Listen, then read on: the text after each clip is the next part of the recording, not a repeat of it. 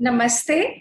मैं हूं सपना खंडेलवाल और आज फिर हम आप लोगों के लिए लाए हैं देवदीति का स्वाध्याय क्लब का एक बहुत ही बढ़िया सेशन वाल्मीकि रामायण का। जहां पर हम अभी पहुंचे हैं वहां पर हमने देखा है कि 1 सेकेंड। जहां पर हम अभी पहुंचे हैं वहां पर हमने देखा है कि जटायु की मृत्यु हो गई, है ना। राम सीता को ढूंढ रहे हैं जगह जगह। जटायु ने उनको एक डायरेक्शन बताई, उसके बाद वहां के सारे वन के पशु पक्षी उनको बताने लगे। तो हिरण जो उनको बता रहा था, वहां पे वो देखते देखते वहां पे पहुंचे। मतलब ये कहने का मेरा तात्पर्य ये है कि जब मनुष्य चाहे तो पूरी प्रकृति उसको हेल्प करने के लिए तैयार होती है। बस उसमें इतना धीरज होनी चाहिए कि वो प्रकृति के डायरेक्शंस को देख सके, समझ सके। तो फिर राम को सारे पशु पक्षी वहां पे ले गए, जहां पे उनको एक एक करके सीता के बारे में पता लगता जा रहा है। और अंत में हम जहां पे पहुंचे हैं वहां पे ये हो रहा है कि मैं एकदम से ब्लैंक हो गई हूँ, मुझे कुछ समझ में नहीं आ रहा अभी। Give me a minute. Kabandh से मिलते हैं, दोनों भाई कबंध से हाँ मिलते हैं। हाँ, बिल्कुल बिल्कुल। तो हमने ये देखा कि लास्ट सेशन में हमने देखा कि एक बड़ा विचित्र सा प्राणी है। वो प्राणी ऐसा है कि उसका धड़ नहीं है, उसका मुख नहीं है, सिर्फ एक बॉडी है और हार्ट के बीचों बीच में आंख बनी हुई है। और यहाँ पे एक विकराल दांत बने।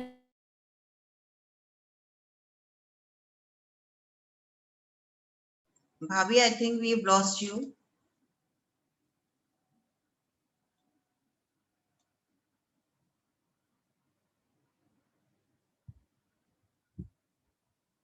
पारुल, आपको सुनाई दे रही है? समझ में आ जाता है ये राक्षस है। वो कहता है मैं तो तुमको खाऊंगा।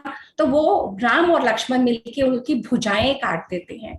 तो अब वहां आगे लेके चलेंगी हमें वंदना दी कि ये कबंध कौन है, क्या इसकी स्टोरी है। और एक बात मैं और शेयर करना चाहूंगी, ये रामचरितमानस में कबंध का कोई जिक्र नहीं है। और वाल्मीकि रामायण में Kabandh is a very important character. और कई एपिसोड्स में कई इसमें आता जाएगा और बहुत ज्ञान देके राम को और लक्ष्मण को जाएगा। ओवर टू यू वंदना दी। आपने आज श्लोक नहीं करा शुरू का। ओ यस, मैंने कहा ना मैं कुछ भूल गई हूँ। तो आप कर लेते हैं, है हम ना। पारुल से रिक्वेस्ट कर हाँ लेते हैं आज। बिल्कुल मैं पारुल, आप शेयर जरा स्क्रीन शुरू का मैं श्लोक शेयर बोल स्क्रीन कर रही हूँ। और हाँ जी, पारुल, आपको श्लोक दिख रहा है, प्लीज गा दीजिए।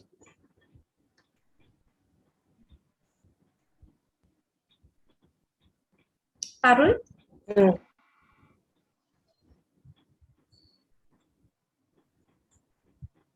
नमस्कार।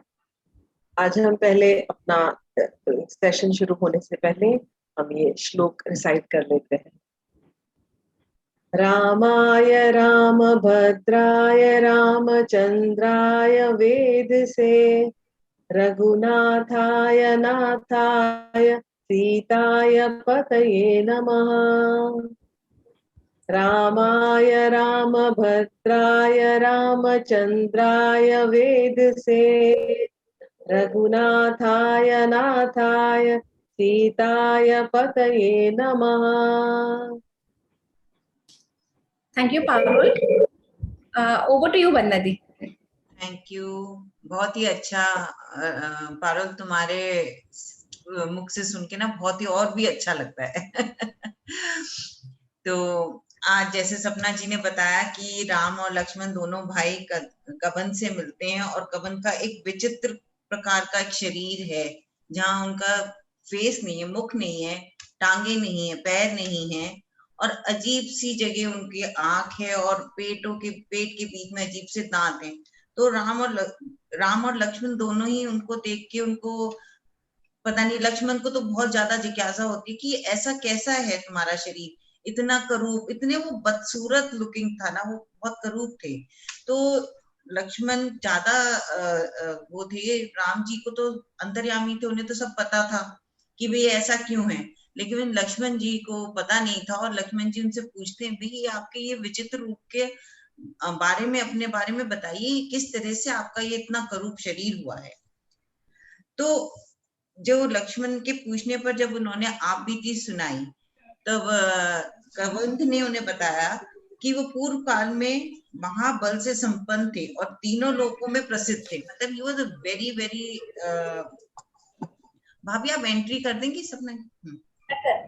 हाँ, और वो तीनों लोक में प्रसिद्ध थे, उनमें वो बहुत बलशाली थे। सूर्य, चंद्रमा और इंद्र के समान उनके समान उनका तेजस्वी शरीर था। जो आज दिख रहा है उसके हिसाब से वो बहुत कंपैरेटिवली वो, मतलब उनका शरीर वाज लाइक इंद्र जैसे, उनके तेजस्वी शरीर था। सूर्य के तेज के समान, चंद्रमा की किरणों के समान उनका शरीर भी पहले इस तरीके का था। और काफी घमंड होने के कारण वह समय टाइम टू टाइम राक्षस रूपी रूप धारण करते थे और ऋषि मुनियों को डराते थे।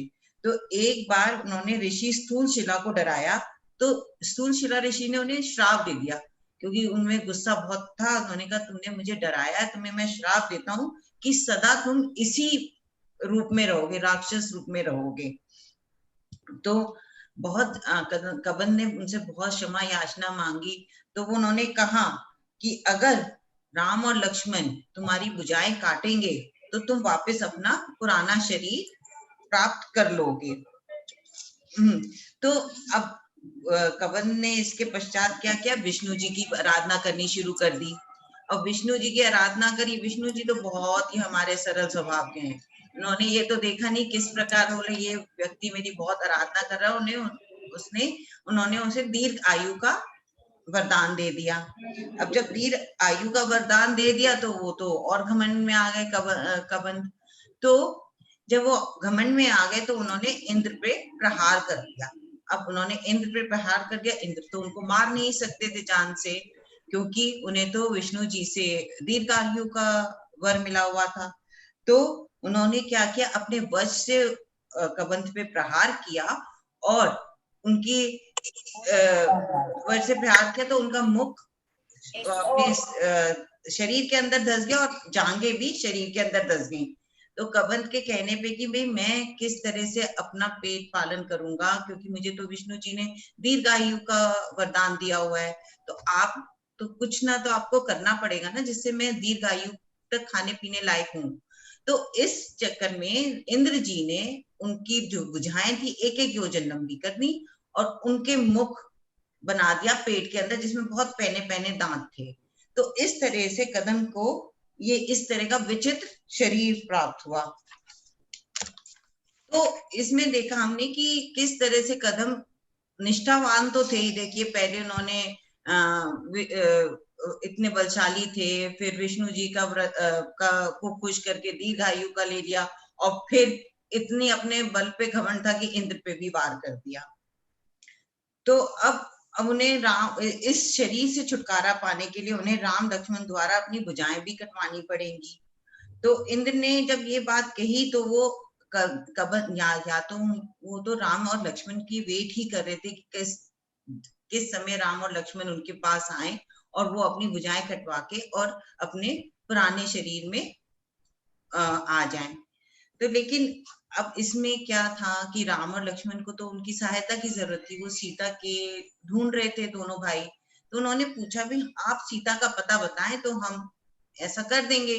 तब कबंध ने बोला कि मैं आपको सीता का पता तब तक नहीं बता सकता या मैं आपको उस आदमी तक नहीं, उस जीव तक नहीं पहुंचा सकता जो आपकी सहायता करेगा, तब तक कि जब तक मैं अपने पुराने शरीर में ना आ जाऊं। मैं जब तक अपने पुराने शरीर में आ जाऊं, और उसके लिए आप दोनों द्वारा मेरा लास्ट राइट्स करने पड़ेंगे। आपको मेरे रिचुअल्स, पूरे रिचुअल्स के साथ आपने मेरे शरीर को खत्म करना पड़ेगा। तो और बोले और मैं ही ऐसा जीव हूं जो आपको उस व्यक्ति का पता बता सकता हूँ, क्योंकि मैं तीनों लोग बहुत अच्छी तरह घुमा हुआ हूं, मेरे से ज्यादा कोई तीनों लोगों को नहीं जानता। तो राम और लक्ष्मण ने कबंध की बात सुनकर कबंध को एक पहाड़ के गड्ढे में डालकर कुछ सूखी लकड़ियों के साथ जला दिया।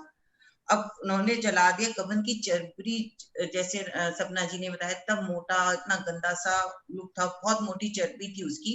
तो उसकी चर्बी इस तरह से जली जैसे घी के लौ जलती है ना, घी का दिया जलता है, इस तरह से उसकी चर्बी जलने लगी। और उसी चिता में से उसी चिता में से वो निकल के बड़े वेग से एक उस पे हंसों के जुते हुए विमान पर जा बैठे। कबंध अपने पुराने शरीर में वे बहुत तेजस्वी, निर्मल वस्त्र और आभूषणों से सुशोभित थे और बहुत ही खुश दिखाई दे रहे थे।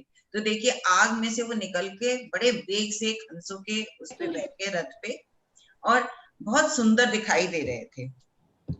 तब पहले वाले रूप में आके फिर उन्होंने कबंध ने श्री राम को, लक्ष्मण को नीति समझाने की कोशिश की भी आप किस नीति से आप अपनी वाइफ सीता को वापस प्राप्त कर सकते हैं। तो उन्होंने 6 नीतियों का इसमें जिक्र किया है। संधि, विग्रह, यान, आसन, द्वैधी भाव और समाश्रय। तो उन्होंने फिर राम को बोला कि आपको समाश्रय नीति को अपनाना चाहिए है, और उसके लिए उनको ऐसे जने से दोस्ती करनी चाहिए जिससे वो दोस्ती करनी चाहिए जो सेम ही कंडीशन में उसकी भी दुर्दशा हो। जैसे आप अपनी वाइफ को ढूंढ रहे, उसके साथ भी कुछ ऐसा ही घटित हुआ हो, तो आपको ऐसा फ्रेंड बनाना चाहिए जो आपको हेल्प करे, दोनों आप एक ही तरह की उसमें हो। तो इस नीति को अपनाने से आपको सक्सेस मिलेगी अगर आप समाश्रय की नीति अपनाएंगे। फिर और उस नीति उन्होंने पूछा वो कौन है जिससे हम ऐसे कर सकते हैं, तो उन्होंने बोला फिर वे सुग्रीव से दोस्ती करें। अब सुग्रीव कौन था? उन्होंने आप सुग्रीव से दोस्ती करिए। अब सुग्रीव से क्यों दोस्ती करें? सुग्रीव सूर्यदेव और सूर्यदेव के औरस पुत्र थे। पर्वत पर 4 वानरों के साथ रहते थे। वे वानरों के राजा, तेजस्वी, कीर्तिमान, धैर्यवान, बुद्धिमान, महापुरुष, कार्यदक्ष, निर्भीक, महाबल से संपन्न थे। इच्छा अनुसार रूप भी बदल सकते थे और वह श्री राम की तरह ही शोकाकुल थे। क्यों शोकाकुल थे? क्योंकि उनके भाई बाली ने उन्हें राज्य उनका जीत लिया था और उन्हें राज्य से निकाल दिया था। तो वो सुग्रीव भी एक सहायक ढूंढ रहे थे जो उनका राज्य वापस दिला दे, जैसे श्री राम कोई सहायक ढूंढ रहे थे जो उनको सीता का पता बता दे, सीता को ढूंढने की हेल्प कर दे। तो आप दोनों को एक दूसरे की जरूरत है, सुग्रीव को आपकी और आपको सुग्रीव की, क्योंकि सुग्रीव में इतने सारे अच्छे लक्षण थे जो मैंने आपको बताए। वो अपना भेष भी बदल सकते थे। तो इस तरह से आपको सुग्रीव की जरूरत है और सुग्रीव को आपकी, तो आपको उनसे दोस्ती करनी चाहिए और इस नीति को अपनाने से आप सीता को जल्द ही ढूंढ पाएंगे। और किसी भी तरह आप सुग्रीव को नाराज ना करें।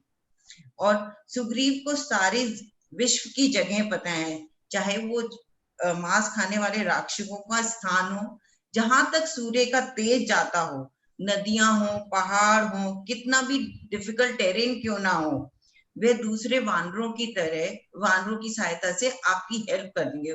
कबंध बता रहे हैं श्री राम को कि सुग्रीव से दोस्ती क्यों करनी है। बोले वो कितने भी मतलब ही सो कैपेबल कि वो अपने बाकी जो वानर हैं उनकी सहायता से आपकी हेल्प करेंगे सीता को ढूंढने की।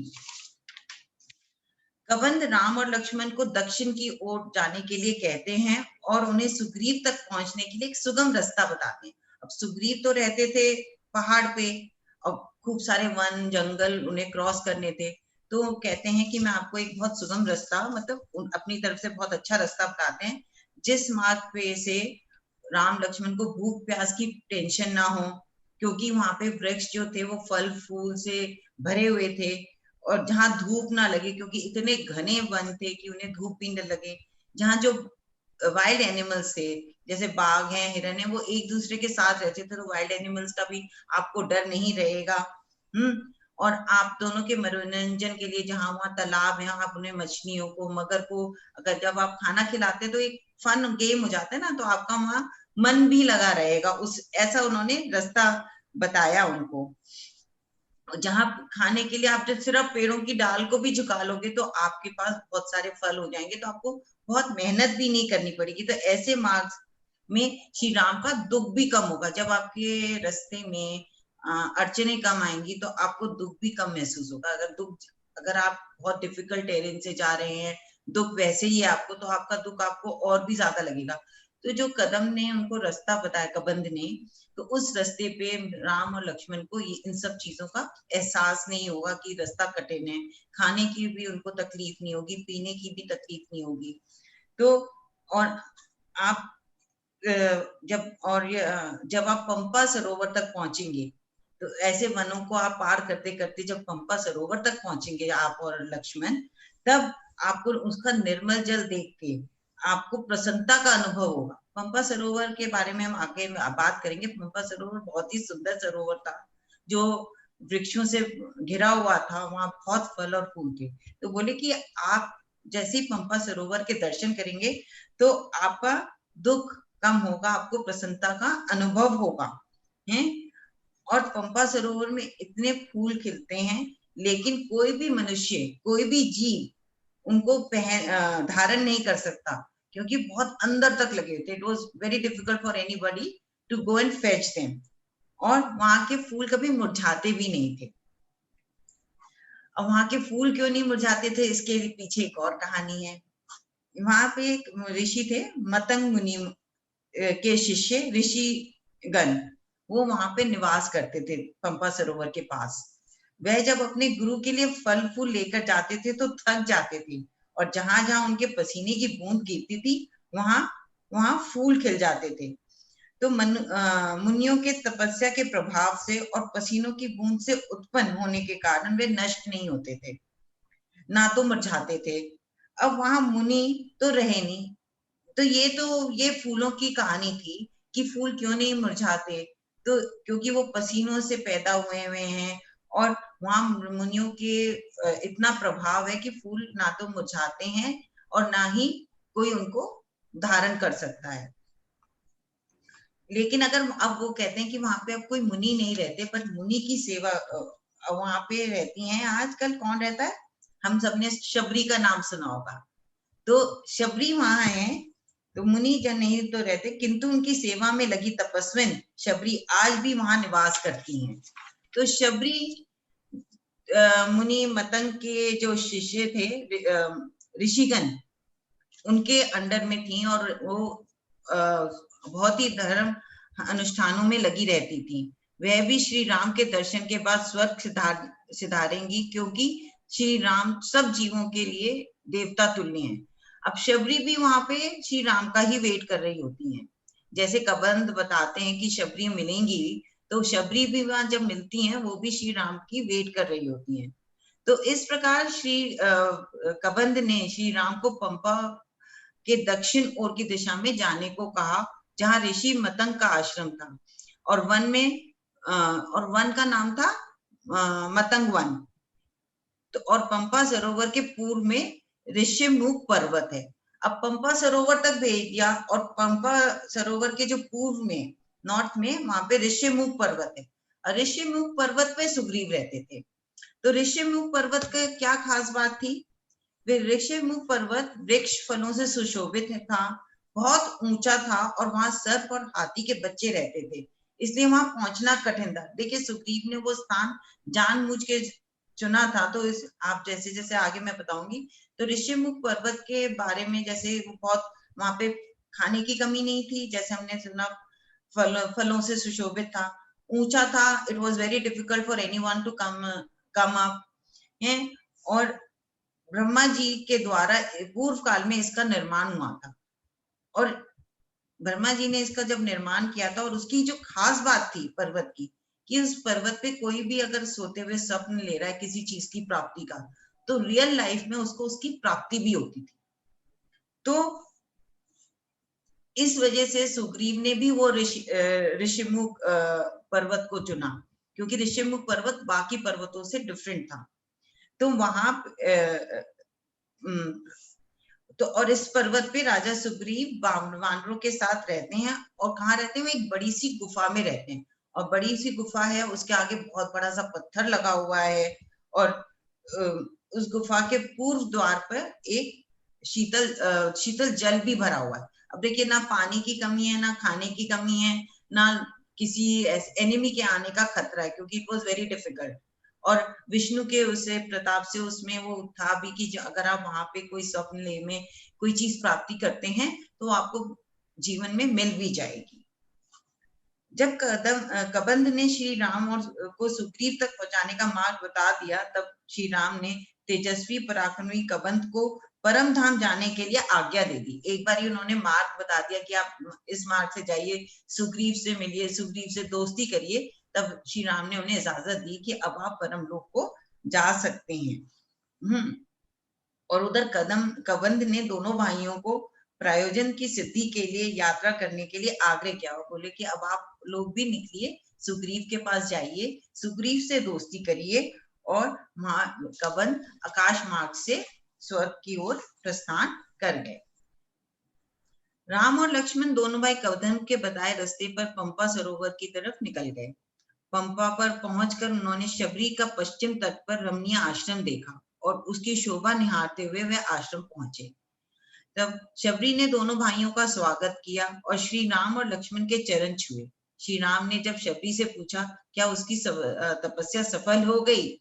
देखिए राम जी सब जानते थे, तो उन्होंने पूछा तुम आपने अपने क्रोध पे, अहंकार पे काबू पा लिया क्या? आपने नियम से जीना सीख लिया क्या? आपके मन में अब सुख शांति हो गई है क्या? तब शबरी ने उनको कहा कि श्री राम के दर्शन से उनकी तपस्या सिद्ध हो गई, उसका जन्म सफल हो गया और उनकी दृष्टि पड़ने से ही वह पवित्र हो गई, और अब वह श्री राम के प्रसाद से दिव्य धाम को, अक्षय लोक को जा सकती है। तब शबरी ने श्री राम को बताया कि उसके गुरुजन तो जब श्री राम चित्रकूट पहुंचे थे तभी उन्होंने तभी वो लोग दिव्य लोक की ओर चले गए थे। और उसके गुरुजन ने, जो शबरी के गुरुजन थे, उन्होंने शबरी को ये भी बताया कि राम और लक्ष्मण इधर आएंगे, और शबरी उनका इंतजार कर रही थी, क्योंकि उनके दर्शन होने पे ही शबरी दिव्य लोक को जा सकती थी। मतलब अब शबरी का उद्धार भी राम जी के आने के बाद होगा। शबरी को इस बात का पता था, शबरी के गुरुजन ने उसको बताया था, और शबरी के जो गुरुजन थे वो चित्रकूट जब थे राम तभी प्रस्थान कर चुके थे। तब श्री राम के आग्रह पर शबरी ने अपने गुरुजनों के प्रभाव से महान वन के दर्शन कराए। अब ये देखिए, जो मतंग वन था, जो मतंग ऋषि के ऊपर नाम है, तो वो वन बहुत ही सुंदर था, और वो ऋषि मुनियों के प्रभाव से ही इतना सुंदर था। तो मतंग वन की बहुत सारी इसमें विशेषण दिए हुए, मैं कुछ सामने लेके आई हूँ। मतंग वन नाना प्रकार के पशु पक्षियों से भरा हुआ था। इस वन में ही गायत्री मंत्र का उच्चारण करते हुए शबरी के गुरुजन ने अपने शरीर का त्याग किया था। शबरी ने फिर वहां पे वो वेदी भी दिखाई, जिस पर बैठकर वृद्धावस्था में गुरुजनों ने वहां पे देवताओं को फूल भी अर्पण किए थे। तो वो वेदी उस टाइम पे भी इतनी ज्यादा वो थी, क्या कहते हैं, उसमें इतना तेज था कि चारों दिशाओं में उसकी रोशनी, उसका वो तेज फैल रहा था वेदी का। उसके गुरु के तप से वहां 7 समुद्र का जल भी प्रकट हो गया। उनके जब गुरु थे वो बहुत वृद्ध हो गए थे, तो इधर उधर नहीं जा सकते थे, वो वेदी पे में पूजा पाठ करते थे, और उनके प्रभाव से, उनकी पूजा पाठ की वजह से ही वहां पे 7 समुद्र का जल प्रकट हो गया था, जिसमें स्नान करा था उनके गुरु ने, और अपने वस्त्र भी धोए थे। और जो वस्त्र उन्होंने धो के वृक्षों पे डाल दिए, उसकी वजह से आज तक वो वृक्ष कभी सूखे नहीं। आप कुछ कहना चाह रहे हैं? अच्छा, तो उन्होंने जैसे अपने वल्कल वस्त्र धो के पानी में निकाल के, जल में 7 समुद्रों के जल में निकाल के जितने जहां डाले, तो उसकी वजह से वो वृक्ष भी नहीं सूखे वहां पे हैं। और आज भी वो पूरा, मतलब वृक्ष का पूरा वन सूखा ही नहीं। वहां की जो पुष्प मालाएं थी, मतलब जो पुष्पों की मालाएं भी बना के चढ़ाई हुई थी, वो तक नहीं सूखी थी। शबरी ने मतंग वन के विषय में बताकर श्री राम से अपने गुरुजन के पास जाने की, अपने देह त्यागने की आज्ञा मांगी। अब उन्होंने कहा कि मैंने आपको जो खास खास बातें थी वन के बारे में आपको दिखा भी दिया, अब आप मुझे आज्ञा दीजिए कि मैं इस देह को छोड़ दूं और अपने गुरुजन के पास चली जाऊं। तो उसने अपने शरीर को अग्नि में जला दिया। अब जब शबरी ना जटाधारी थी और वो मृगचम पहनती थी, तो जब वो अग्नि में जली तो अग्नि से वो एकदम तेजस्वी रूप को उन्होंने प्राप्त किया और बिजली की तरह वो रोशनी फैलाती हुई स्वर्गलोक की तरफ गई। मतलब इतना तेज था जैसी वो अग्नि से निकली और बहुत सुंदर उस रूप में निकली और बिजली के समान उनके में तेज था और उसी बिजली की जो गति होती है उसी गति से वो स्वर्ग की ओर निकल गई। शबरी के जाने के बाद भाइयों ने 7 समुद्र वाले, भाइयों मतलब राम और लक्ष्मण ने 7 समुद्र वाले जल को में स्नान किया और विधि पूर्वक अपने पितरों का तर्पण किया है। और फिर श्री राम को ऐसा लगा कि अब उनका बुरा समय खत्म हो गया है और उनको इस बात को सोच के उनको खुशी मिली कि उनको अब फर्स्ट टाइम लगा जब से सीता गई है कि उनका बुरा समय खत्म हुआ है। Now he has a lead to find Sita. अब वे दोनों भाई पंपा के तट की ओर चल पड़े। अभी तो वो आश्रम पे थे, अब आश्रम से वो पंपा की ओर, सरोवर की ओर गए, जिसके पास ही ऋषिमुख पर्वत था, जहां सुग्रीव अपने भाई वाली के डर के कारण वानरों के साथ रहते थे। राम और लक्ष्मण दोनों ही बहुत ज्यादा एक्साइटेड थे सुग्रीव से मिलने के लिए, क्योंकि सुग्रीव ही सीता को ढूंढने में उनकी मदद करने वाले थे। तो वन की सुंदरता निहारते हुए वे दोनों आश्रम से पंपा सरोवर पर पहुंचे। पंपा का तट पक्षियों की आवाज से गूंज रहा था।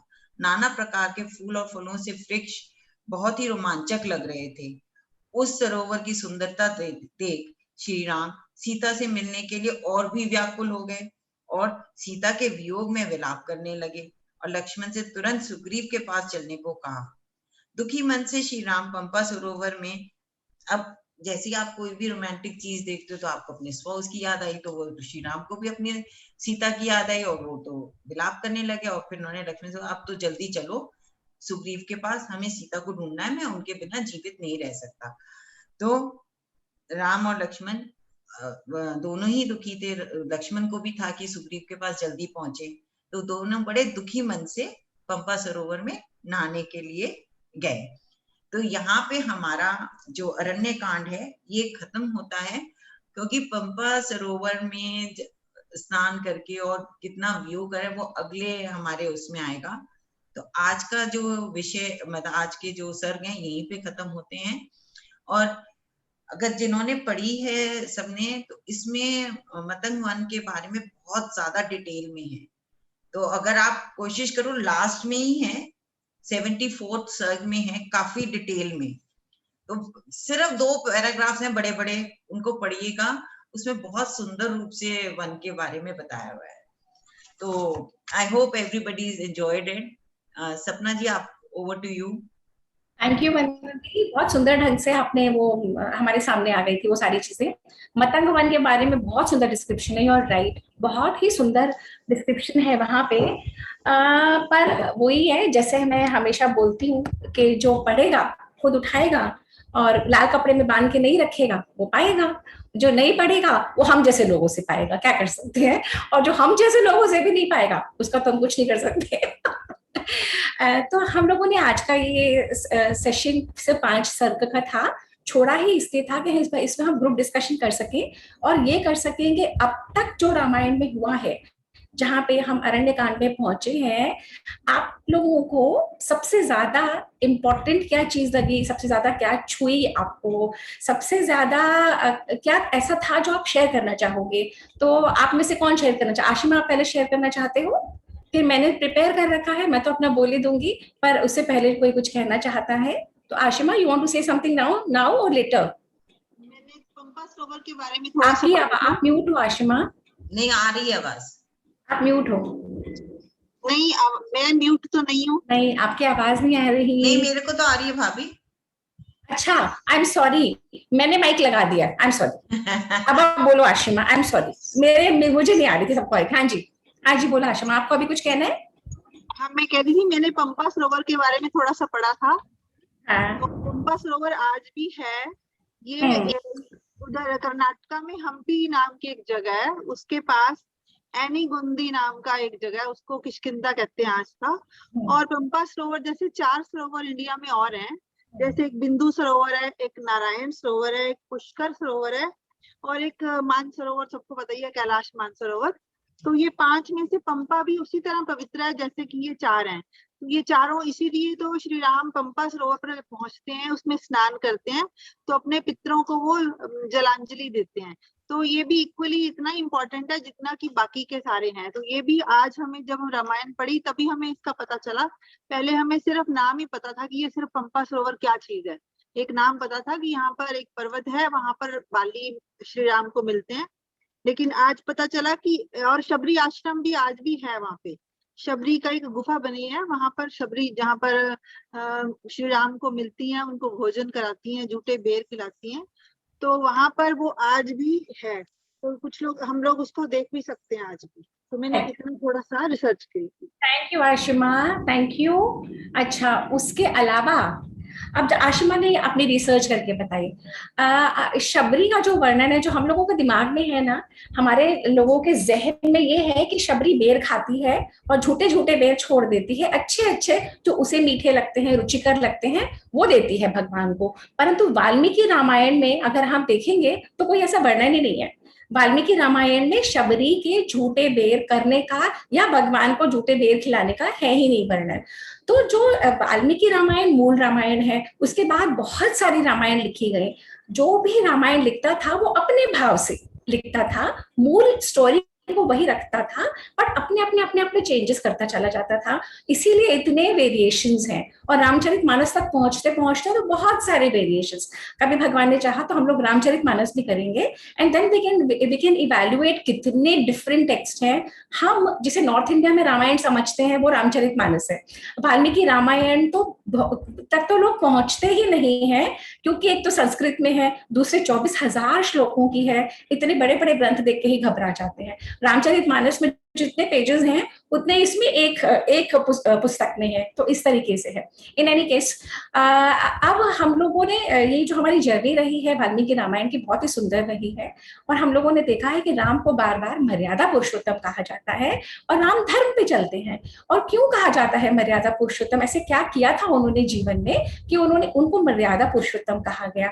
तो राम की जब लाइफ की एनालिसिस होती है ना, तब ये पता लगता है कि एक उनका जीवन है जब वो वन में नहीं गए थे, जब वो राजकुमार थे, जब वो महल में रहते थे, तब वहां पे विश्वामित्र आए थे जब वो छोटे थे, और विश्वामित्र गुरु उनको मांग के ले गए थे राक्षसों का वध करने के लिए। जब राम और लक्ष्मण राक्षसों का वध करके आए वहां से, तो उन्होंने देखा कि वन में क्या स्थिति है। वन हमारे राष्ट्र का बहुत बड़ा हिस्सा है, और वनों में स्थिति इतनी खराब थी क्योंकि दशरथ राजा तो नगर में रहते थे, महल में रहते थे।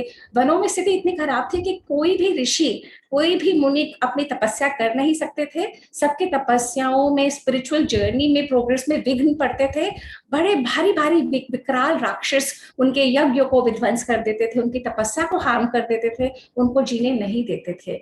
राम ने उसी समय समझ लिया था कि ये जो ऋषि मुनि हैं ये हमारे धर्म के रक्षक हैं, और इनको प्रोटेक्ट करना ही राजा का कर्तव्य है। कर्तव्य, mind it, the word duty. और फिर राम का विवाह हो जाता है, चारों का विवाह हो जाता है, सब आ जाते हैं राजमहल में। यहाँ पे वे 12 वर्ष रहते हैं।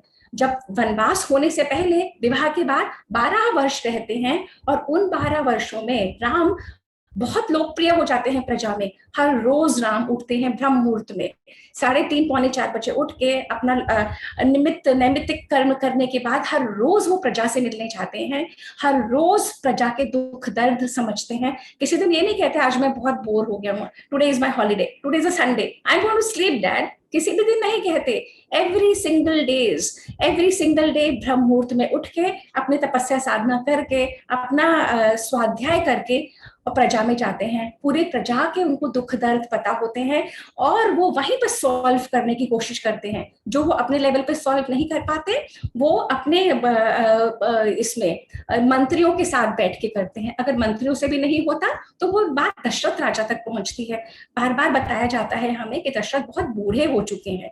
दशरथ इतने बूढ़े हो चुके हैं, पूरा राज राम ही कर रहे थे, डिफैक्टो राजा दशरथ थे, परंतु ये 12 वर्ष में राज अपने विवाह के बाद राम कर रहे थे। ये सारी बातें हमें वाल्मीकि रामायण नहीं बताती, पर ये सारी बातें अगर हम और सोर्सेस से स्टडी करें वहां पे आता है। कंब रामायण में बहुत बड़ा इसके बारे में विस्तृत वर्णन है कि राम इतने प्रजा के प्रिय कैसे हो गए। जब उनको वनवास हो जाता है तो देखने वाली बात है कि पूरी की पूरी अयोध्या चली जाती है उनके साथ, सबके सब जाने को सबके सब जाना चाहते हैं, कहते हैं हम तो नहीं रुकेंगे, घरों में चूल्हा भी नहीं जलता, और सबके सब यानी मंत्री भी, प्रजा भी, बड़े लोग भी, छोटे लोग भी, सब लोग। तो इतना लोकप्रिय होने का कोई तो कारण होगा ना। और अगर लोकप्रिय इंसान कब बनता है? अगर वो अपने लिए जीता है तो कुछ लोकप्रिय नहीं है, अगर वो औरों के लिए जीता है, औरों के अधिकारों को प्रोटेक्ट करने की कोशिश करता है, तब वो व्यक्ति लोकप्रिय होता है। तो जब ये वन का जब आया चैप्टर, जब 12 वर्ष हो गए, कई ने बोला कि मुझे तो मेरे 2 बूंस चाहिए, आपको तो देने पड़ेंगे, और राम को आपको वनवास देना पड़ेगा, और मेरे पुत्र भरत को आपको गद्दी देनी पड़ेगी। तो स्थिति ये थी कि राम तो हमेशा यहाँ पे रहते थे और प्रजा में बहुत लोकप्रिय थे, और भरत को कैकेयी ने कभी रखा ही नहीं। भरत को हमेशा अपने ननिहाल भेज देती थी, भरत को कहती थी कि मामा के हाउस से सीखे, नानी हाउस से सीखे, परंतु भरत का जुड़ाव अयोध्या की प्रजा के साथ कभी रहा ही नहीं। तो एक तरफ तो ये है जो इतना लोकप्रिय राजकुमार है, जो जिसको राजा बनाना है, युवराज, परंतु और उसको वनवास भेज दिया, और एक तरफ भरत है जो वहां पे है भी नहीं, उसको बुलवाया जाएगा और वो राजा बनेगा। तो प्रजा में विद्रोह हो जाता है। यहाँ तक कि लक्ष्मण तो कहते हैं, दशरथ को उसमें डाल देते हैं, कारागार में बंद कर देते हैं, और कौशल्या भी दबी जुबान में कहती हैं कि कर सकते हो तुम, इसमें कोई बुराई नहीं है। माँ भी कहती है, पत्नी भी स्वयं कहती है, परंतु राम कहते हैं नहीं, मुझे धर्म पे स्थापित रहना है। तो अभी जो टॉपिक चल रहा है कि राम मर्यादा पुरुषोत्तम क्यों है, तो one of the main reasons is कि राम मर्यादा में अपनी जगह पे स्थापित धर्म पे चलते रहते हैं। वो कहते हैं नहीं, मैं राजमहल में नहीं रहूंगा, पिताजी ने मुझे वन जाने के लिए कहा है, मैं वन जरूर जाऊंगा, मैं वहां देख आया हूँ, वहां पे ऋषियों पे, मुनियों पे, वो हमारी ही सब प्रजा है, वहां के जो वन जाति है, वन नर, वहां पे जितने भी ये लोग रहते हैं, डरते रहते हैं, भयभीत रहते हैं, अपने वनों में अपनी कुटियाओं से निकल नहीं पाते क्योंकि राक्षस सारा दिन अटैक करते हैं। तो वहां पे जाके मुझे उनको प्रोटेक्ट करना ही होगा। तो सारे मंत्री कहते हैं, अरे आप राजगद्दी पे बैठो ना, राजा को तो हम हटा देंगे, और कैकेयी की क्या है, और यहीं से आप करना, आप सेना को भेज देना। तो राम कहते हैं, सेना के जाने से अगर होता ना तो मेरे पिताजी कब के कर चुके होते, मेरे पिताजी तो चक्रवर्ती राजा हैं, पूरे संसार को, पूरे इसको जीत लिया उन्होंने, तब भी वे नहीं कर पाए, तब भी वे राक्षसों से हमारी प्रजा को नहीं छुड़ा पाए। ये नहीं हो पाएगा, मुझे वन में जाना ही पड़ेगा। सेकंड रीजन ये है उनके मर्यादा पुरुषोत्तम कहलाने का, कि वो चाहते हैं कि जिस तकलीफ में, जिस स्थिति में उनकी प्रजा रहती है, बिल्कुल वैसे ही रहे, बिल्कुल वन में जाएं, बिल्कुल वैसे ही रहें, कोई कुटिया नहीं, कोई सर पे छत नहीं, और पैदल चलना, और जो फल मूल आहार खाते हैं, और कड़ाके की धूप और सर्दी, ये वन जाना जो ग्लैमरस दिखता है ना, ग्लैमरस थोड़ी है, it is so difficult, extremely difficult, the kind of मच्छर, गर्मी, सर्दी, हम तो देखो एसी में बैठी हूँ तो भी पसीने पसीने में हो रहे हैं हम लोग।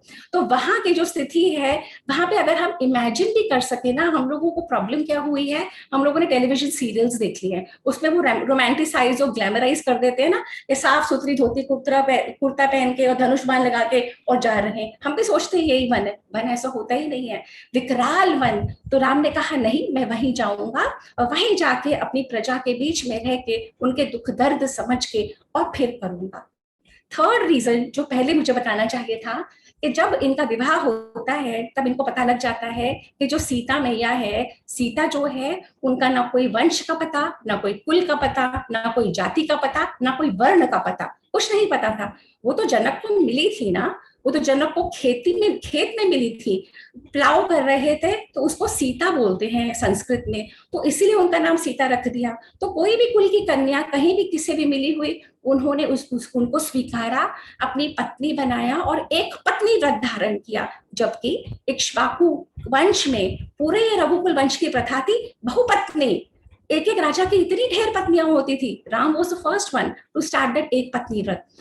इन स्पाइट ऑफ उस समय जो इतना जात पात ये लोग हमको सिखाते हैं ना कि हमारे सनातन धर्म में जात पात है, उस समय में, उस युग में श्री राम ने बिना जाने एक कन्या कौन से कुल की है उससे विवाह कर लिया था और एक पत्नी व्रत रखा था।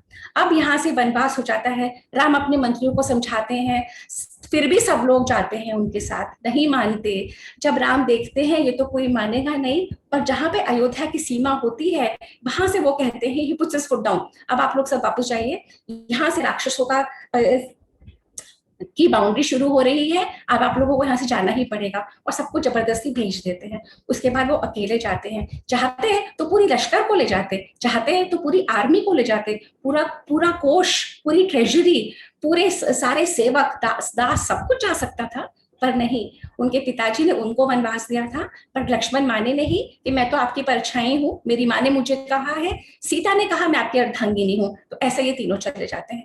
तो ये जो 14 साल जहाँ पे रावण आता है पिक्चर में, उससे पहले जो बताते हैं वो कांस्टेंट अलग अलग अलग छोटे छोटे वन होते हैं। उन छोटे छोटे वनों में हर एक का कोई एक मास्टर होता है, एक राजा होता है, एक वहां पे उनकी छोटी छोटी सेनाएं होती हैं, और उन सब वनों में बहुत सारे ऋषि मुनि होते हैं, परंतु सब डरते रहते हैं, सब भयभीत होते हैं, क्योंकि राक्षसों का राज इतना जबरदस्त हो चुका है।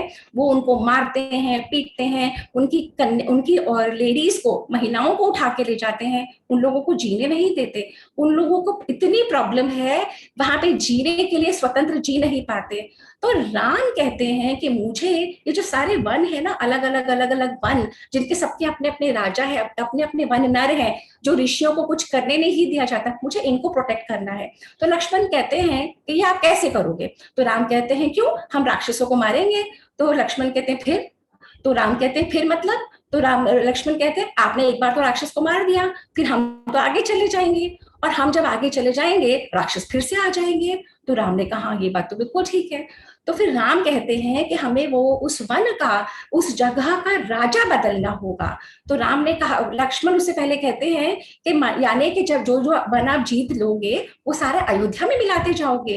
तो राम कहते हैं नहीं, ये थर्ड पॉइंट है। राम कहते हैं नहीं, हमारी संस्कृति में ये प्रथा नहीं है। अगर हमने किसी की मदद करी, हमने अगर किसी राज्य में धर्म एस्टैब्लिश करा, तो वो हमारा ऐसे नहीं हुआ, वो हमारा कल्चरली हुआ है, परंतु वहां पे वही का राजा बैठेगा। जैसे किष्किंधा कांड में अब आएगा, वहां पे वाली को हटा के सुग्रीव को ही बैठाते हैं, खुद नहीं कहते। लंका जब पहुंचते हैं तो वो विभीषण को ही बैठाते हैं। इसी तरीके से राम यहाँ पे हर जगह जितने भी राक्षस मारते हैं ना, ये कंब रामायण में आता है, वहां पे वो वहां के लोकल लोगों को प्रिपेयर करते हैं, वॉलेंटियर्स को, जो सेवक होते हैं। जब हम रामायण में पहले ही पढ़ चुके हैं कि सारे देवता आए थे, उन्होंने अलग अलग अपने संतानें पैदा करी थी, जो किसी रूप में थी, कोई वानरों के रूप में थी, कोई अलग रीछों के रूप में अलग अलग।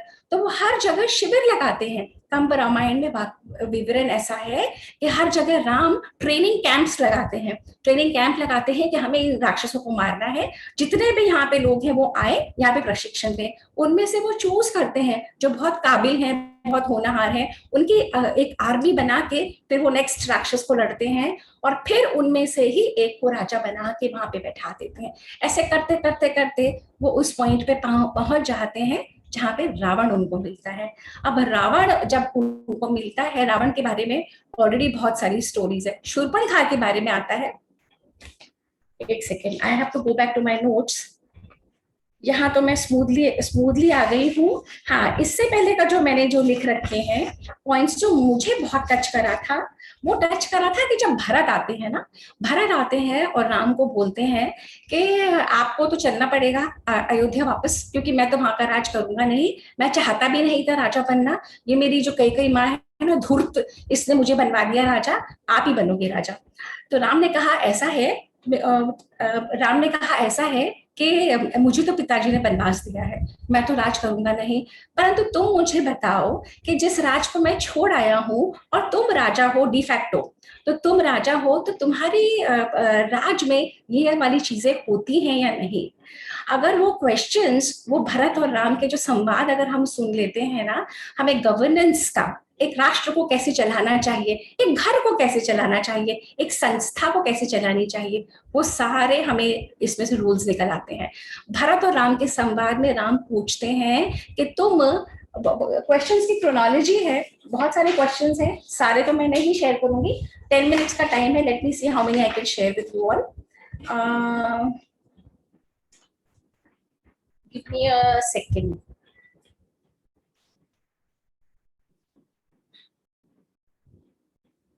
एक्चुअली बहुत सारा फ्लो में बोल गई ना, मुझे ढूंढना पड़ेगा मैंने कहाँ पे खत्म करा था। तो भरत को राम कहते हैं कि तुम पहली बात तो मुझे बताओ कि जो तुम्हारे उसमें राज्य में पुरोहित है, विद्वान है, गुरु है, पंडित है, ज्ञानी है, उनका सम्मान होता है या नहीं? मैं तो बहुत करता था जब तक मैं था, अब जब से मैं नहीं हूं तुम करते हो कि नहीं? भरत ने कहा जी करता तो हूँ, पर मैं ये नहीं समझ पा रहा हूँ, विद्वान और गुरु तो ठीक है, पुरोहितों का क्या? पुरोहित तो सिर्फ पंडित होते हैं, उनकी क्या मैं वैल्यू करूं? तो राम कहते हैं तुम जानते हो पुरोहित कौन होते हैं? पुरोहित होते हैं सारी प्रजा के मार्केटिंग मैनेजर। तो राम ने कहा, भरत ने कहा मार्केटिंग मैनेजर? तो राम ने कहा हाँ। तो उन्होंने कहा कैसे? उन्होंने कहा कि पुरोहित कहते हैं आपके घर में फला फला योग है और आपको ये यज्ञ करना पड़ेगा या ये पूजा करनी पड़ेगी, और ये पूजा करवाने के लिए मैं आ तो जाऊंगा, परंतु आपको 10 मीटर कपड़ा और ये इतने कलश और इतने सकोरे और इतना हवन सामग्री और इतना सूत और इतना जनेऊ और इतना ये सब लाना पड़ेगा, लंबी लिस्ट दे देते हैं। तो भरत ने कहा फिर?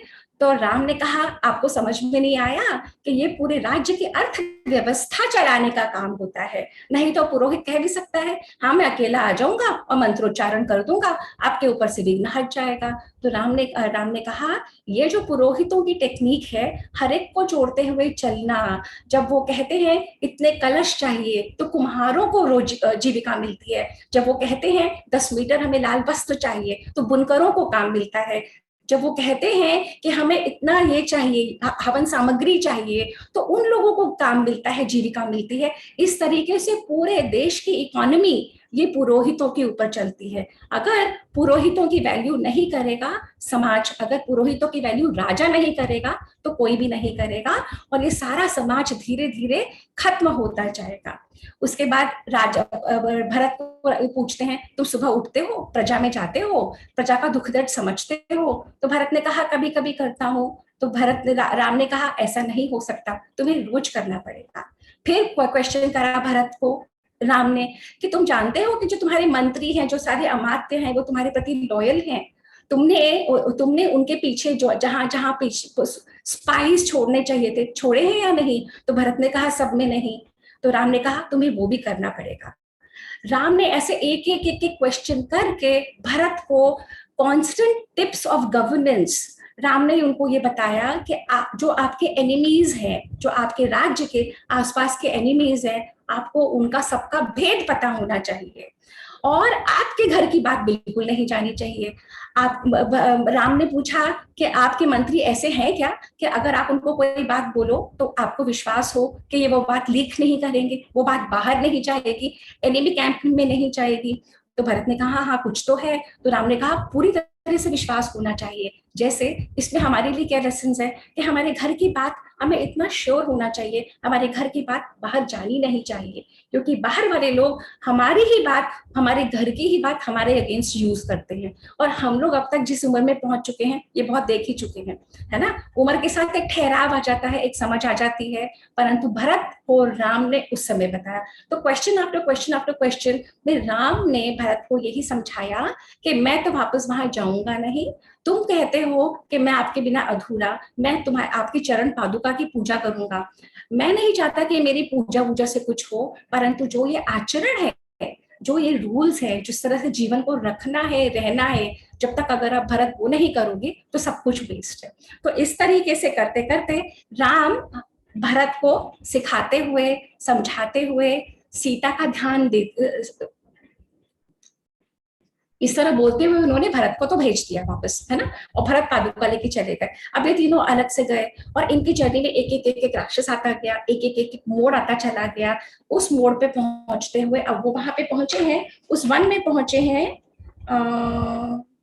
इनके क्वेश्चंस में सुनने वाले हैं। क्वेश्चंस में ये है कि तुम्हारे राज्य में, अयोध्या में जो मैं छोड़ के आया हूँ, दंड नीति है या नहीं। अगर दंड नहीं होगा तो कोई लोग डरेंगे नहीं। दंड होना चाहिए, परंतु बहुत मानवीय तरीके से। दंड इतना स्ट्रांग हो और क्रूअल नहीं कि जैसे हंटरों से मार रही है, उसके अपने तरीके होते हैं। उन्होंने कहा, राम ने, कि पानी सबको मिलता है ना। कैन यू इमेजिन इस तरीके के क्वेश्चन थे कि पानी सबको मिलता है ना। जिस राष्ट्र में पानी नहीं मिलता ना, वो राष्ट्र बहुत जल्दी खत्म होता है। उन्होंने कहा, जो तुम्हारे सैनिक हैं, जो तुम्हारे डिफेंस सर्विसेज हैं, वहां पे सब लोगों को समय से वेतन मिलता है कि नहीं। तो भरत ने कहा, मुझे तो ये तो पता नहीं। तो राम ने कहा, एक राजा एक दिन भी, और उससे भी पहली बात, वो राम ने कहा, क्या तुम दोपहर में सोते हो। तो भरत ने कहा, कभी कभी। तो राम ने कहा, किसी भी राजा को कोई अधिकार नहीं दोपहर में सोने का। दोपहर में कोई नहीं सो सकता। ब्रह्म मुहूर्त में उठ के संध्या करके भोजन करके ही सो सकते हैं। राम ने उनसे पूछा, तुम रोज धर्म ग्रंथ पढ़ते हो या नहीं। राम ने उनसे पूछा कि तुम्हारे जो सैनिक हैं, तुम्हारे डिफेंस सर्विसेज हैं, उनके पास अच्छे अस्त्र शस्त्र, उनके पास जो मटेरियल है वॉर फाइट करने के लिए, वो सब है या नहीं पूरा। एंड मोस्ट इंपॉर्टेंट, उनको वेतन समय से मिलता है कि नहीं। अगर उनको वेतन नहीं मिलेगा तो बहुत जल्दी वो अपना बाजी पलट लेंगे। बहुत रिस्की काम है। और क्या भरत, तुम कुछ ऐसे लोगों को प्रिपेयर कर पाए हो जो बिना वेतन के काम करते हैं। वेतन से जो काम करता है वो पैसे की लालच पे उस पाले में भी बहुत जल्दी चला जाता है। परंतु जो देशभक्ति के लिए लड़ेगा, जो देश प्रेम के लिए लड़ेगा, वो एक सच्चा सैनिक, सच्चा राष्ट्रभक्त होता है। तुम्हारे इसमें अयोध्या में धान्य के भंडार पूरे भरपूर हैं या नहीं। इस तरीके से एक बात बोलते हुए, और अब मैं सेशन को खोलती हूँ। किसी और को कुछ कहना है क्या? तो जो मुझे टच करे हैं वाल्मीकि रामायण में, आपने तो पुराने से उठा के काफी कुछ बता दिया, क्वेश्चंस आंसर जो हमारे पीछे मिस हो गए थे। शायद इसमें से 80% तो मिस ही हो गए होंगे। Don't tell me. हाँ बिल्कुल। क्या होता है, जब आप 10-10 सर्च कर रहे थे ना, पहले हम 20 सर्च कर रहे थे, तो सब कुछ संक्षिप्त में करने के चक्कर में ना बहुत कुछ मिस हो गया था। मैंने आशिमा को तभी कहा था, we will not do justice. हमें पढ़ने के लिए पढ़ना है, हमें समझने के लिए पढ़ना है, तो हमें गलती करने ही पड़ेंगे, हमें ग्रहण करना है। हाँ, तो आज हमने काफी कुछ भरत और राम के बीच की बातें सुनी कि किस तरह से I would actually like to do a session once on Bharat and Ram, because I see so much value in the whole thing, and मैंने तो कुछ भी नहीं अभी कवर करा इसमें। तो ये तो आपने सिंपल वार्तालाप, जो कि तुम राजा बन रहे हो तो तुम्हें ये पता है या नहीं है। हाँ, तो वो तो चलिए, इसके आप, मैंने तो जो आपसे रिक्वेस्ट की समुद्र मंथन की, उसकी तैयारी करो आप पहले। आज के जो सर थे जो हमने अभी तक कवर करे, तो उसमें पंपा सरोवर, मतंग वन, और वन की क्या क्या शोभा थी, पंपा सरोवर की क्या खास बात थी, और वेरी इंप्रेसिव आशिमा, तो तुमने अपना निकाला, उसके बारे में ढूंढा। पुष्कर के लिए तो आप सब जानते होंगे। तो आशिमा ने बोला था ना, एक पॉइंट और ऐड करती हूँ। ये पंपा सरोवर भी ना आशिमा, हमारे जब हम सर्चेस करेंगे ना, तो रामायण की फुटप्रिंट ऑल ओवर इंडिया ही नहीं, ऑल ओवर द वर्ल्ड है ना। तो अब जैसे हम आगे जाएंगे तो हम सुग्रीव की जर्नी में देखेंगे कैसे वो अटलांटिस तक पहुंचे थे, कैसे वो उधर ऑस्ट्रेलिया पहुंचे, कैसे उधर वो ब्राजील पहुंचे, और कैसे इधर वो ग्राफिक डिस्क्रिप्शन है एक चीजों का। हिस्टोरियंस मानेंगे नहीं, क्योंकि ये तो अभी बाली जाइए, आप जाइए इंडोनेशिया, तो वहां तो प्रॉपर हनुमान जी का वो है। मैं पंपा सरोवर की बात कर रही थी। कंबोडिया में भी है, सबसे बड़ा जो अंकोर में मंदिर है वो हमारा बिगेस्ट है, वो वहां पे भी पहुंची हमारी जो इंडियन कल्चर था। बाली में तो रामा सिंता कहते हैं उनको, अभी भी वहां पे उनके स्कल्पचर मिलते हैं अभी भी। तो आशिमा, जैसे मैंने जिक्र करा था कि राम कहते थे कि जहां पे भी वन में वो जीतेंगे, वहां पे राजा उन्हीं का बैठेगा। तो हमारे राष्ट्र ने, सनातन धर्म ने कल्चरली सबको जीता है। हमने कहीं जाके आक्रमण नहीं करा, पर हमारा कल्चर इतना स्ट्रॉन्ग, इतना पावरफुल, इतना एथिकल, इतना रिच, वर्चुअस था कि हम लोगों ने जाके, और वहां तक हम लोगों की फुटप्रिंट्स गए हैं। बट नॉट बिकॉज ऑफ हमने किसी को अटैक करके या हमने कन्वर्जन करके करा, वो नहीं हुआ, पर हमारी फुटप्रिंट ऑल ओवर है। तो पंपा सरोवर की जो बात है ना, पंपा सरोवर ऑल ओवर इंडिया में भी 4 जगह बताते हैं। ऐसे ही अलग अलग जगह में, जैसे हम नासिक में जाएंगे, हम महाबलीपुरम में जाएंगे, हम उधर जाएंगे, हम उधर जाएंगे, सब कहते हैं जी हाँ यही सीता की रसोई थी, यही सीता मैया ने यही कहा था। क्योंकि सब लोगों को राम इतने प्रिय है, सब बताना चाहते हैं कि देखो हमारी धरती पे, हमारी जगह पे राम ने ये करा, सीता ने ये करा, रावण ने ये करा। तो सारे यही यही है सब कुछ। और उसके बाद ये हिस्टोरियंस कहते हैं राम थे नहीं, उसके बाद कहते हैं कि तुम्हारा सब कुछ झूठा और मैं तो कुछ। हाँ जी, over to you. इसमें मैं एक बात और करना चाहूंगी। आपने पूछा कि और कौन सा कैरेक्टर आपको सबसे ज्यादा टच किया, तो मुझे सबसे ज्यादा उर्मिला ने बहुत टच किया मुझे, क्योंकि सीता जी तो राम जी के साथ चली गई वन में, ठीक है, उनके साथ उनको पति का साथ मिला, लेकिन जो उर्मिला थी वो 14 साल तक अपने पति के इंतजार में अपने घर वालों की सेवा करते हुए उन्होंने नहीं, अपना उनको निद्रा देवी का वो था, निद्रा देवी के लिए उन्होंने मतलब Sapna, if I am not wrong, I'll tell you, Lakshman ji जब भी नहीं सोते थे वो हमेशा 24 घंटे राम और सीता की रक्षा करते थे, क्योंकि उनकी निद्रा भी उर्मिला को आती थी और उर्मिला सारे टाइम सोती थी, इसलिए उनके लिए इजी हो गया था 14 वर्ष काटना। एक्चुअली ये सबकी इंटरप्रिटेशन अपनी अपनी हो गई है। कोई भी व्यक्ति 14 वर्ष सो सकता नहीं, और कोई भी 14 व्यक्ति 14 वर्ष जो मैंने इसलिए बोला, करेक्ट मी, जितना this is what I read, I understand, even I am nobody to correct, क्योंकि मेरा भी इतना अध्ययन नहीं है। परंतु यही है, कई लोग कहते हैं कि इतना कोई सो सकता नहीं, इतना कोई उठ सकता नहीं, तो लोगों ने अपने अपने इंटरप्रिटेशन बना दिए। पर हाँ, उर्मिला का बहुत जबरदस्त त्याग था। उतनी ही छोटी थी वो तो सीता की छोटी बहन है ना, और यंग यूथ में अपने पति को छोड़ देना और सबके साथ रहना, और एक शब्द नहीं बोलना। सबसे बड़ी बात है कि एक शब्द नहीं सुना इनके मुंह से कि कहीं कोई रिप्रेशन या feminist movement and how can you and me too या व्हाटएवर। जब राम और रावण का युद्ध हो रहा होता है तो मंदोदरी भी बहुत पतिव्रता होती है, लेकिन क्योंकि उर्मिला को कहते हैं उर्मिला ज्यादा थी, तो इसलिए लक्ष्मण के पास मंदोदरी का तो कह रहे ना साथ रहती थी, तो उर्मिला का तो जो त्याग है वो त्याग तो सबसे बड़ा होता है ना, इसलिए बोला है। इसमें दूसरी भी बात और भी एक्चुअली, देखो सारे इन धर्म इन चीजों में ना एंगल जहां से देखो वहां से हो जाता है। एग्जैक्टली। और मुझे ये दिख रहा है ना, तो वो पॉइंट ऑफ व्यू है। मंडोदरी की जहां तक बात आती है, वो पंच कन्याओं में है, वो डिवाइन कन्याओं में है, वो सब कुछ होते हुए। अगर आप लोगों ने पंच कन्या पे मेरा टॉक देखा, वो नहीं देखा तो यूट्यूब पे देख लेना, फैबुलस। जो पंच कन्याएं हैं उनमें से कोई भी वर्जिन नहीं है, और सबकी 2-2 3-3 शादियां हुई हैं, और येट कन्या बोलते हैं उनको, और उनकी पूजा करते हैं। और हमारी संस्कृति सिखाती है कि रोज उनका, जैसे सूर्य को नमन करते हो, उनको भी रोज नमन करो, उनसे बहुत कुछ ग्रहण करने को है, एक एक की लाइफ से क्या क्या। तो ये अपनी संस्कृति में है, ये इनबिल्ट है। तो उर्मिला का त्याग, और फिर वंदना दी, जो मैंने नोटिस करा ना कि देखो जब भी आप स्टोरी रुक रहे हो, अंत में तो वाल्मीकि रामायण में वाल्मीकि जी ने इतिहास लिखा है जो हुआ है ना। अब जो होता है, अगर मेरा रुझान किसी एक कैरेक्टर के प्रति है तो मैं उसे ज्यादा पेश करूंगी या करूंगा, है ना। तो फिर आप लोग, दूसरे लोग उस निगाह से दुनिया देखनी शुरू कर देते हैं, तो होता भी है। और जब वाल्मीकि जी को लिखना था तो राम के इतने एक्स्ट्राऑर्डिनरी टैलेंट और कैपेबिलिटीज और उनको उजागर करने के लिए बाकी कुछ पात्र को बहुत नेगेटिव और कुछ को नगण्य कर देते हैं, गौण कर देते हैं ना। तो ये ट्रिक होते हैं, अपने अपने जो लिखने वाले लोग होते हैं उनके भी होते हैं, क्योंकि इस तरीके की पोइट्री अस्टाउंडिंग। अगर आप लोग जो संस्कृत पढ़ सकते हो, क्योंकि मैं तो एवरी संस्कृत श्लोक भी पढ़ रही हूँ साथ में, पहले हिंदी का मीडियम मीनिंग पढ़ती हूँ, फिर संस्कृत पढ़ती हूँ, तो वो एकदम क्लियर हो जाता है, संस्कृत खुलने लग जाता है। वंदना दी, मैं तो संस्कृत स्कूल में नहीं करा, संस्कृत एक एक श्लोक खुलने लग जाता है, and then you wonder and then you think कि हमारा संस्कृत खत्म कर दी, हमको रामायण नहीं पढ़ने देते, हमको उन्होंने महाभारत, और ऐसे ही महाभारत है आउटस्टैंडिंग टेक्स्ट, आउटस्टैंडिंग। अब जो लोग यहाँ पे जुड़े हैं ना वो समझ जाएंगे, हम इसके बाद जरूर महाभारत करेंगे, भगवान ने चाहा तो, वाल्मीकि रामायण को खत्म करके। We must do it, it's beautiful. Next, और किसी को कुछ कहना है? पारुल, पूनम जी, वंदना दी, मैं मंत्र लगा दूं वाला? पारुल आप बोलोगे मंत्र?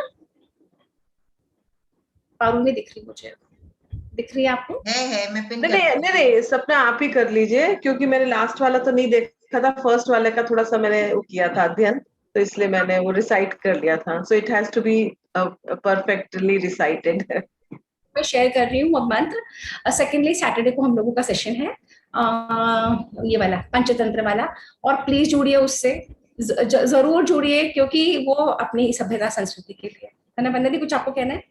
नहीं, बस मैं शनिवार के ही सेशन के लिए कहना चाह रही थी। हम लोग सब, हमारे घरों में छोटे बच्चे भी हैं, और उस टाइम नहीं भी हो तो खुद सेशन में आओ, सुनो एंड टेल योर चिल्ड्रन दो स्टोरीज। बहुत इंटरेस्टिंग तरीके से बच्चे बहुत एंजॉय कर रहे हैं, हम साथ में एक्टिविटी भी कराते हैं तो वो एंजॉय भी बहुत कर रहे हैं।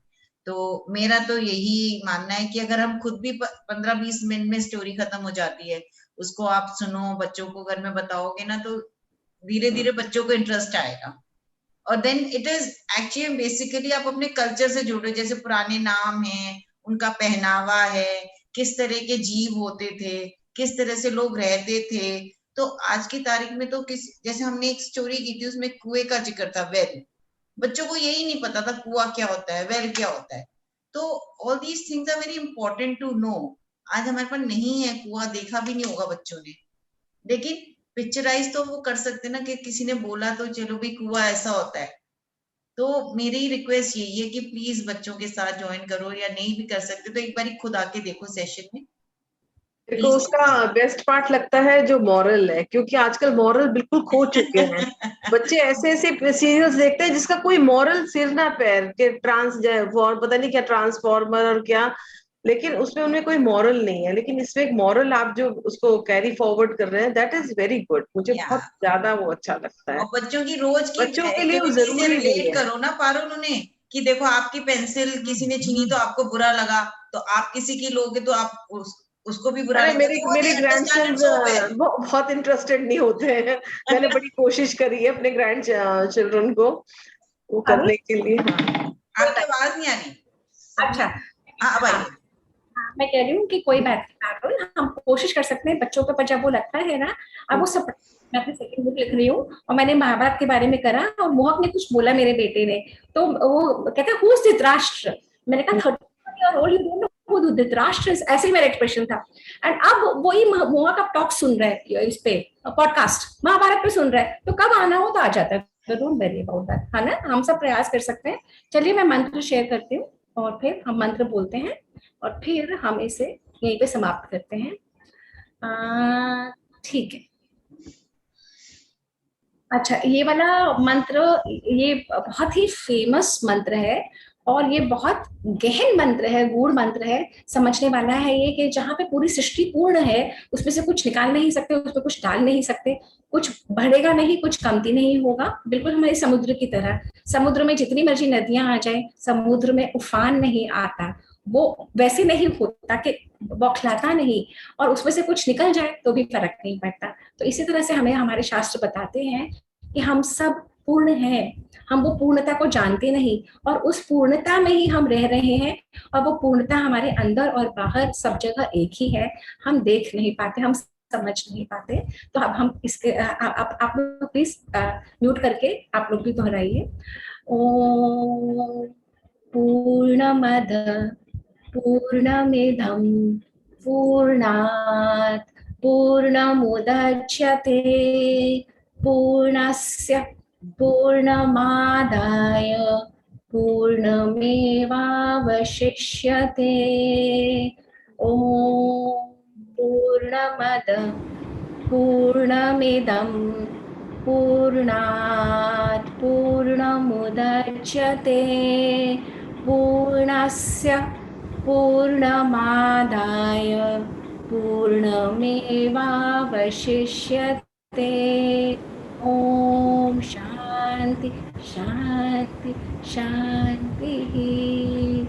मैं कई बार बोल चुकी हूँ कि 3 बार शांति हम इसीलिए बोलते हैं कि, एक सेकेंड मेरे को दीजिए, मैं स्टॉप शेयर कर दूँ।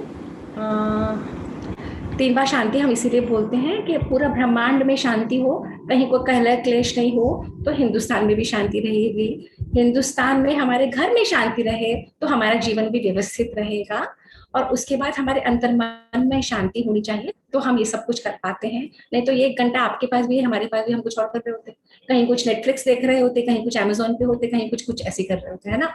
तो जो ये ट्रांजैक्शन होता है वो बहुत प्योर बना रहे, और हम एक दूसरे के साथ सीखें, एक दूसरे के साथ बढ़े, और अपनी अपनी जर्नीज में आगे जाए। तो इसी बातों के साथ और हम आज का सेशन खत्म करते हैं। सैटरडे को मिलेंगे आप लोगों से, और हमारा बंदा अपना मंडे को है ना सेशन, वो वाला गेम सेशन अपना देवदीति का इंटरनल। आपकी आवाज नहीं आ रही है, आप म्यूट पे हो। कल है ना? कल है। चलिए देवदीति को हम मिलेंगे कल, और बाकी आप सब लोगों को मिलेंगे सैटरडे, है ना। चलिए।